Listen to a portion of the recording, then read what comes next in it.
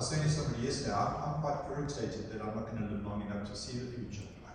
As somebody who's always projecting, it's going to be so exciting, it's going to be wonderful, I'm not going to be around to see it. And I think you've got to be attuned to the person you're talking to. So somebody who veers towards utopianism, maybe the conversation is steered towards being a little bit more pragmatic. Or what does that mean for how you live today? Or what actions do you have to take today? Or how are you going to, in an instructional way, if you're an educator, bring that back to reality? For somebody on the other end of the spectrum who's caught up in the weeds and the tall grass, maybe the educator's role, if we're talking to educators, is to help them lift their heads up and see the possibilities. And a great question that futurists always ask is, what if?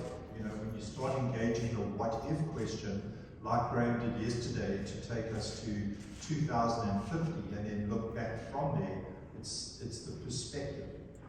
You and I were talking earlier about your privilege of having interacted with so many of the men who walked on the moon. My interest, if I were to ever have a conversation with one of those gentlemen, would be around perspective. I'm fascinated about how somebody who had this unique opportunity to view the planet from a very unusual standpoint, what does that do to perspective? So I think this balance between the pragmatic and the utopianism starts with a context awareness of who you're talking to and which direction you need to move. And in some cases, it might be scaling up the optimism and the possibility, and in other cases, ratcheting it down in order for there to be some kind of realistic, pragmatic engagement with an understanding of where they are and what they need to do. And